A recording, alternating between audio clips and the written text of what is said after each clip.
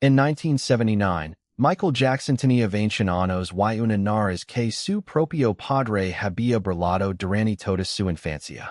Joe Jackson lo llamaba narizón en voz alta, frente a sus hermanos, durante los ensayos de los Jackson 5 en aquella casa pequeña de Gary, Indiana. Lo decía con la misma naturalidad con que decía otras cosas crueles. Y Michael, que tenía el oído más afinado del planeta para detectar cada matiz en una melodía, grabó esas palabras con la misma precisión con que grababa todo lo demás. Así que cuando, en 1979 se rompió la nariz durante un ensayo de baile, y el médico le dijo que necesitaba una cirugía, Michael Jackson tomó esa necesidad médica y la convirtió en algo más. Su primera rhinoplastia siguió a una lesión nasal en un ensayo de baile, y aunque el procedimiento inicial fue por razones médicas y funcionales, su nariz continuó cambiando significativamente durante las décadas siguientes. Lo que ocurrió después de esa primera operación es una de las historias más complejas, más dolorosas y más mal entendidas en la historia del entretenimiento. No es la historia de un hombre que se obsesionó con parecerse a alguien más. Es la historia de un hombre que pasó 30 años intentando borrar algo que lo había indicado desde niño que estaba mal en su propio rostro. Para entender la nariz de Michael Jackson, hay que entender primero la cara de Michael Jackson antes de que alguien la tocara. En las fotografías de los Jackson 5 de principios de los años 70, Michael tiene 12, 13, 14 años.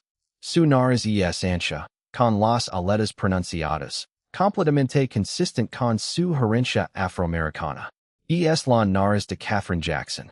Es la nariz de Joe Jackson. No hay nada medicamente incorrecto en ella.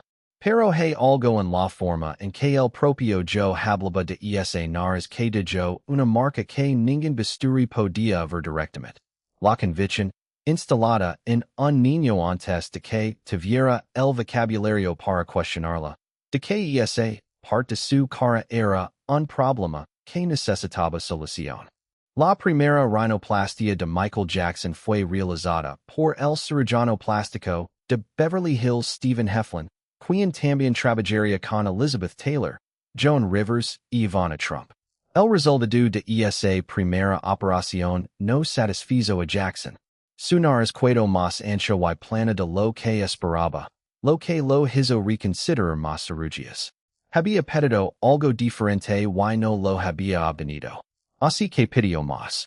En 1981, con Off the Wall ya en los charts, se sometió a una segunda rhinoplastia, más correctiva, que adelgazó el puente y le dio una punta más marcada. Esa nariz, la del álbum Off the Wall y los primeros años de Thriller, es la que el mundo vio en el pico de la primera fase de su transformación. Más refinada que la original, todavía reconociblemente su propia cara, todavía conectada con quien había sido antes. Pero entonces llegó 1982. Thriller se convirtió en el álbum más vendido de la historia. Michael Jackson era, de pronto, el ser humano más observado del planeta. Y la presión de ser observado por todo el mundo al mismo tiempo, de tener la cara ampliada en pantallas gigantes y portadas de revistas y videoclips que se veían en 180 países. Hizo algo con la percepción que Jackson tenía de sí mismo que ningún terapeuta de su entorno llegó a medir correctamente. En el verano de 1983, Jackson se sometió a una tercera rhinoplastia. El resultado fue visible en el videoclip de CCC con Paul McCartney. Esta vez, las aletas de la nariz y la punta fueron reducidas aún más. La punta era ahora tan estrecha como el puente, y el perfil adquirió una ligera apariencia hacia arriba. Era una nariz que ya no tenía relación directa con la nariz con la que había nacido.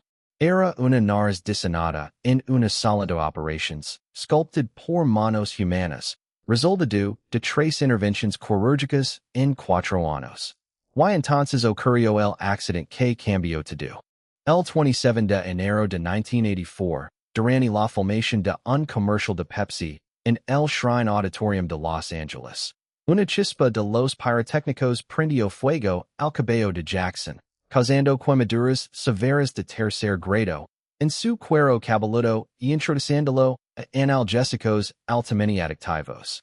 La cirugía reconstructiva del cuero cabelludo fue una necesidad médica real. Pero muchos historiadores de la cultura popular señalan algo que los médicos documentarían décadas después. Muchos creen que este trauma aceleró dramáticamente su modificación cosmética, ya que somterse la anestesia se convirtió en un escape reconfortant. Lo que ocurrió entre 1984 y 1990 con la NARIZ de Jackson es el periodo más documentado y al mismo tiempo más opaco de toda la historia.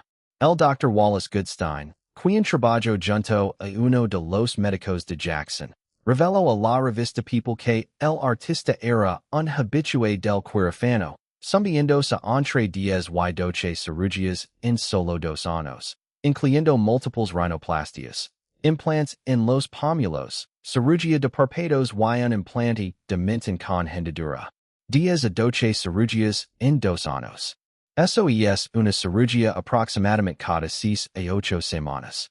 Era un ritmo que ningún cirujano plástico responsable habría aprobado, y que varios de los médicos que lo atendieron durante ese periodo intentaron desacelerar sin éxito.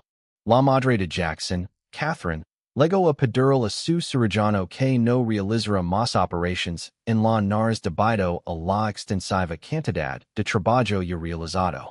Catherine Jackson, que había visto transformarse la cara de su hijo de una década a la siguiente, llegó al punto en que fue ella misma a hablar con el médico. No fue escuchada.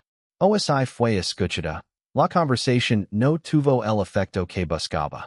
Lo que los cirujanos plásticos que analizaron el caso de Jackson desde afuera explican, con mayor claridad, es el problema técnico que la acumulación de procedimientos generó.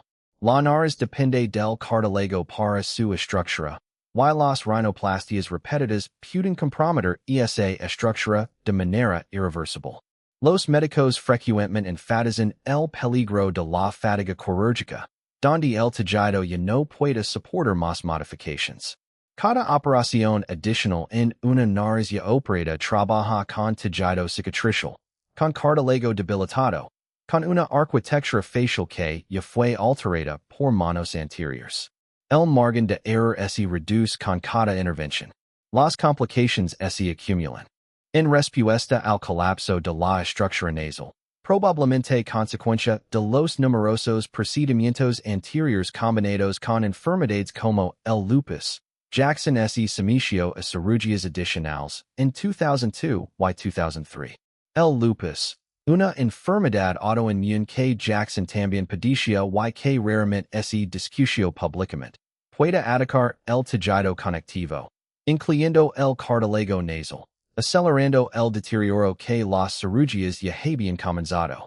Para principios de los 2000, testigos afirmaron que la NARIZ real de Jackson había colapsado completamente, dejando solo fragmentos de cartílago rodeando un pequeño orificio oscuro. Para disimularlo, se decía que mantenía una colección de narices protésicas y pegamento de escenario, usándolos como disfraces cuando salía en público. La imagen es perturbadora en su precisión. El hombre más fotografiado del planeta, protegiendo lo que quedaba de su nariz con prótesis de silicona y pegamento, saliendo al mundo con una pieza de plástico donde había habitado cartílago real. Los expertos médicos atribuyeron la destrucción de la NARIZ de Jackson a una condición conocida como nasal cripple, un punto de no retorno donde la NARIZ está más allá de la reparación debido a una intervención quirúrgica excesiva. El término médico, tan brutal en su honestidad, era la conclusión lógica de décadas de intervenciones que comenzaron con una necesidad real y se convirtieron en algo que ningún médico podía detener porque ninguno de los que lo rodeaban tenía, o ejercía, la autoridad necesaria para declararlo. Lo que la autopsia del 26 de junio de 2009 confirmó fue más específico y más definitivo que cualquier análisis externo. La cara de Jackson mostraba una red de cicatrices de cirugía plástica, mientras que el puente de su nariz había desaparecido y su lado derecho había colapsado parcialmente.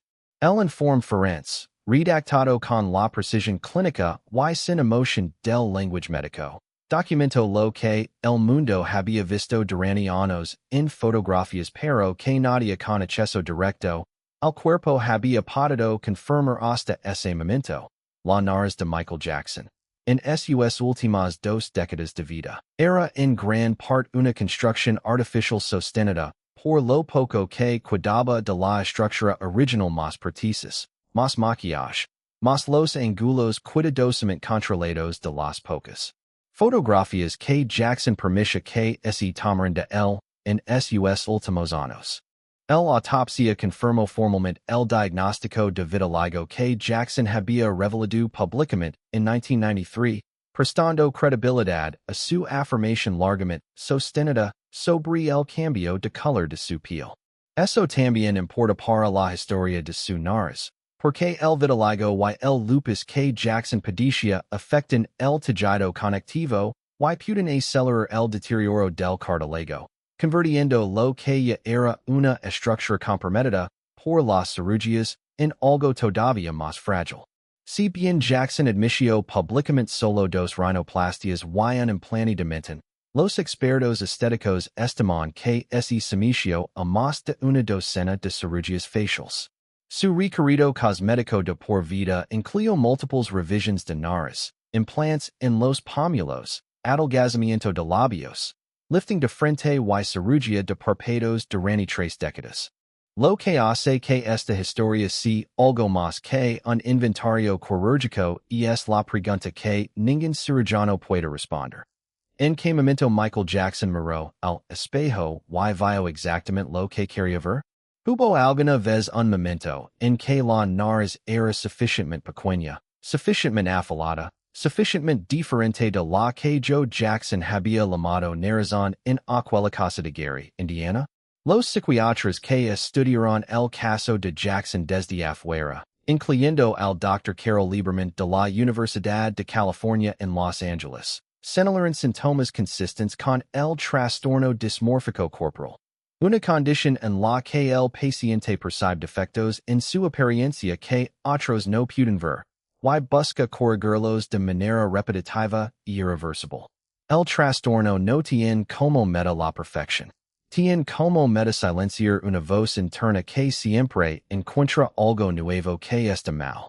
Los cambios en la estructura nasal de Jackson se volvieron más pronunciados con el tiempo. El puente de la nariz se adelgazó, la punta se volvió más prominente. Y en algunos momentos se afirmó que su nariz perdió su soporte de cartílago y adquirió un colapso nasal. El preciso no fue un accidente ni una serie de malas decisiones aisladas. Fue la consecuencia lógica de 3 décadas de buscar en un quirófano la solución a algo que no tenía solución quirúrgica, la voz de su padre, instalada en su cabeza a los 8 años, diciendo que había algo fundamentalmente incorrecto en su rostro. Hoy, el caso de Michael Jackson es frecuentemente citado en conversations sobre rhinoplastia de revisión, rasgos de cirugía cosmética, y la presión de mantener la apariencia bajo la fama global. Se usa en escuelas de medicina para explicar las consecuencias irreversibles de las intervenciones repetidas. Se usa en conferencias de psiquiatría para ilustrar la relación entre el trauma de la infancia, la imagen corporal y la búsqueda compulsiva de procedimientos estéticos. Se usa en casos de bioética para discutir la responsabilidad del médico cuando el paciente pide algo que el médico sabe que causará daño. Lo que no se usa, porque no tiene lugar en ninguno de esos contextos académicos, es lo que esa nariz representa cuando en el contexto completo de la historia de Michael Jackson. Era el registro físico de una herida que nadie en su vida supo cómo tratar. No el bisturi, no el espejo.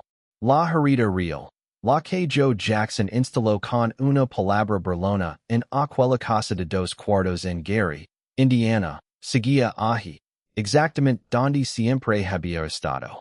Y ninguna operación en el mundo tenía acceso a ella.